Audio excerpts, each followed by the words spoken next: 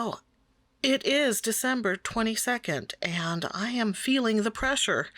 So I'm gonna try and knock out a voiceover to get this video uploaded ASAP, because I don't expect a lot of interest in gift taggery a week from now. First of all, the supplies I used. There was, okay, a sheet of Fluid 100 hot pressed watercolor paper, a 12 by 12 sheet of colored cardstock, a paper trimmer that's past its prime, some inks, a brush, a dip pen, and the elegant rider from Speedball.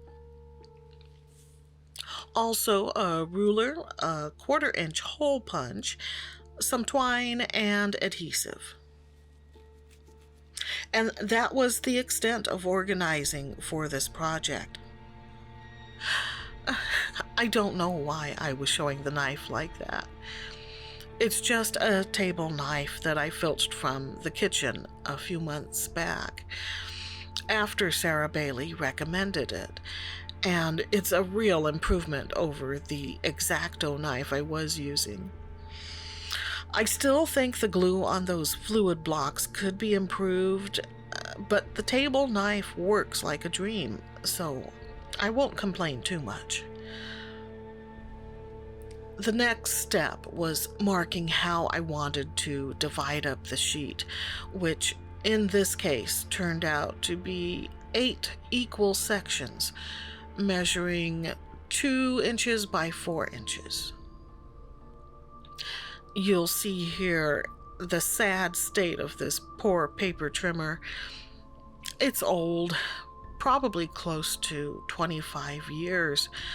It's a hand-me-down and not in the best shape, so I had issues.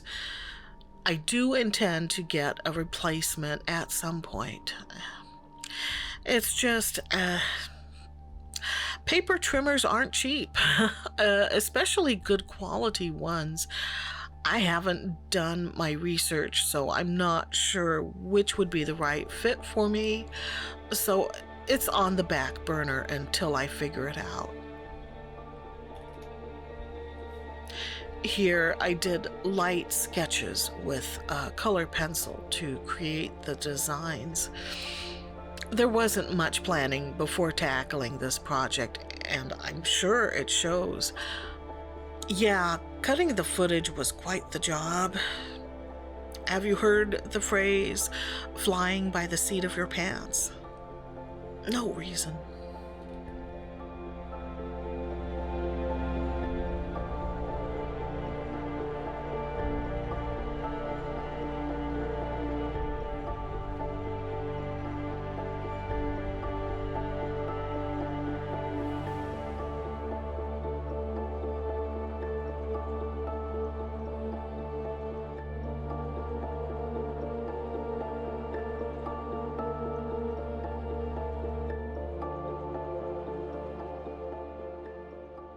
Holly is one of my go-tos. It's easy to draw, especially since I use a simple cartoony style. Same with snowmen. A base, a middle, a head, then complete it with stick arms and either a hat or a scarf. Wait, what was this one? Oh, this one. I had started to sketch a snowflake, but it got too complicated. So I switched gears and decided to do a stocking instead. That's right, my ass got kicked by a snowflake. And the last design is a simple forest scene. This particular ink came in the Feedy calligraphy set I got a few weeks ago. It's supposed to be red, but it's the pinkest red I've ever seen. At this time, I had been struggling with the calligraphy nibs for a while, so I chose one that was working for me, especially upside down. I understand in the pen world that's called reverse writing, or in this case, reverse drawing. For the leaves, I used green-black ink from Diamine. Later, I came in with a wet brush, but it didn't release much color, so I added undiluted ink as well to intensify things. I didn't use all 8 pieces, just the 4. Well, obviously, I couldn't deal with a whole lot. I backed away from a snowflake, for crying out loud. I wasn't going to push my luck, so just the 4.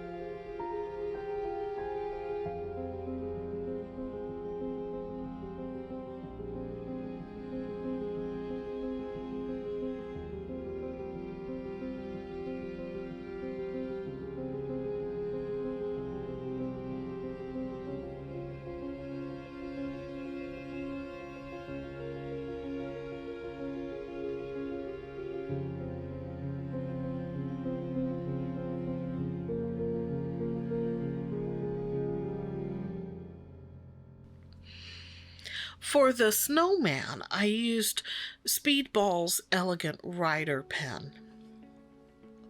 It's made an appearance in a couple of previous videos, but basically it's a black ink with some nice chromographic effects.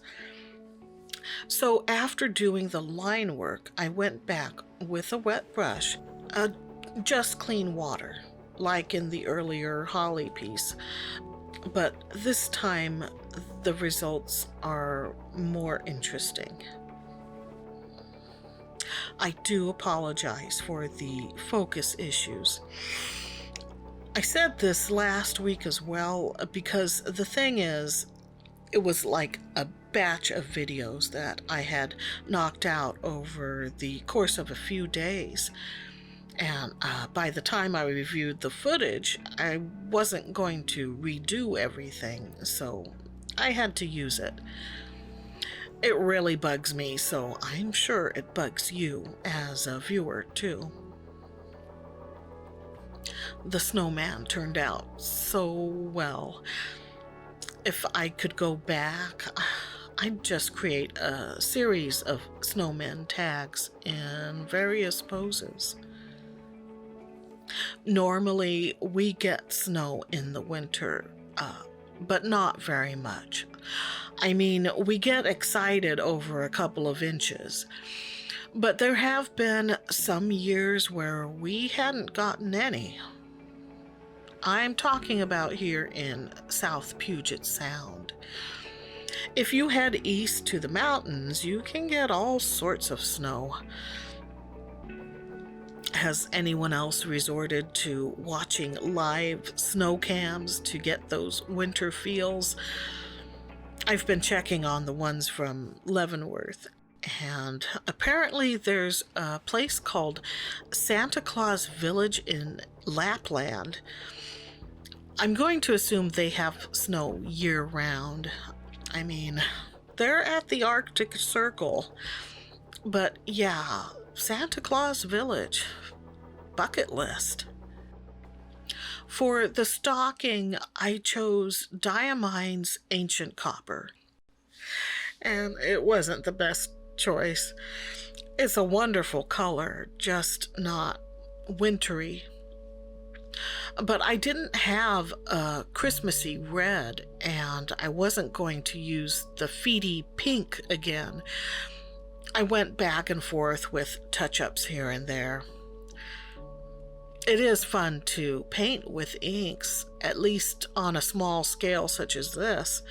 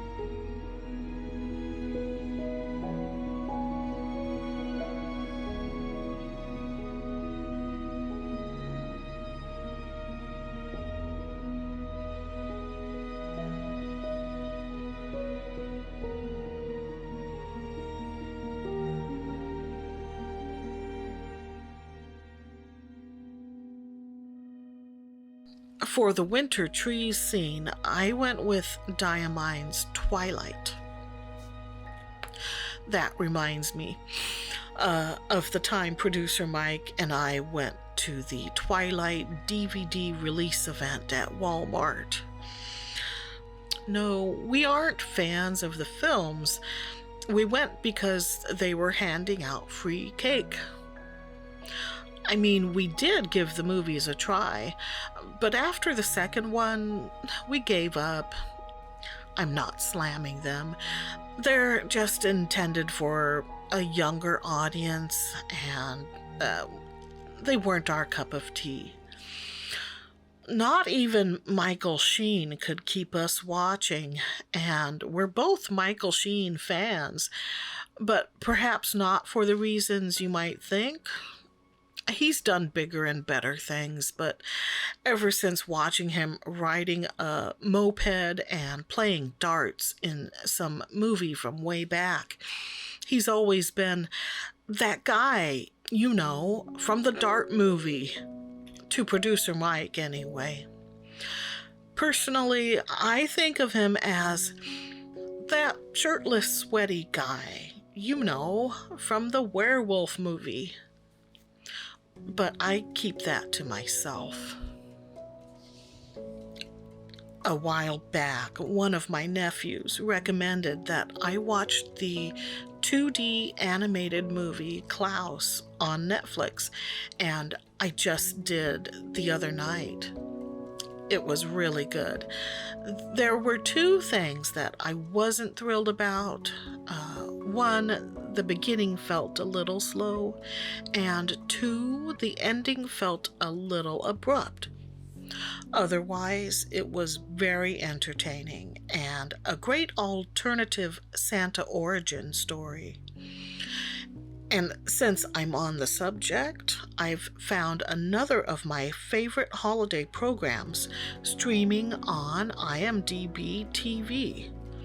A Child's Christmas in Wales from 1987.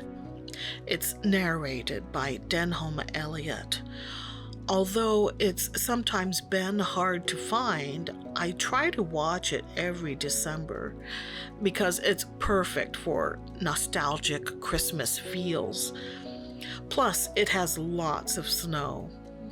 Not as much as Santa Claus Village.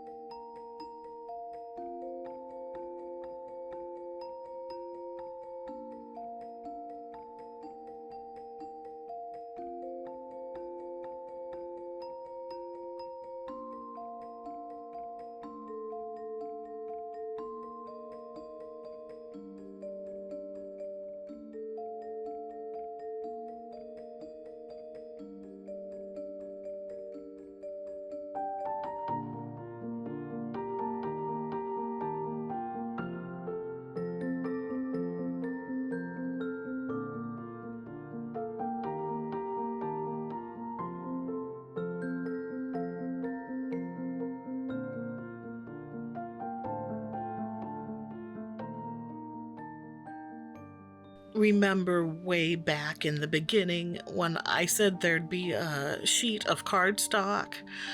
Well, there it is, all cut up into pieces. I just made them a little larger than the watercolor paper pieces and stuck them together with a dot roller. You can see where this is going, but I'll keep describing it for those who are multitasking. The next step was cutting the corners, something that would have been so much easier if I'd had a corner rounder. For those non-crafting people out there, yeah, there's a tool that only rounds corners, just like there's a tool that only punches a hole. In this case, a 1/4-inch round hole. I had to go out and purchase a ball of twine specifically for this, but the stuff is cheap. I recommend getting it at the dollar store though, because if you try looking for it at a craft store, it'll be in like 5 different departments, ranging from $3 to $10, and it'll be called multiple names like twine, jute, and cording. But back to what's going on here. Of course, you can get fancy and add a scalloped edge, some glitter, maybe even some lace or burlap. But honestly, I don't do much crafting. I don't even know where that hole punch came from. Well, it came from the junk drawer, but I couldn't tell you why it was there.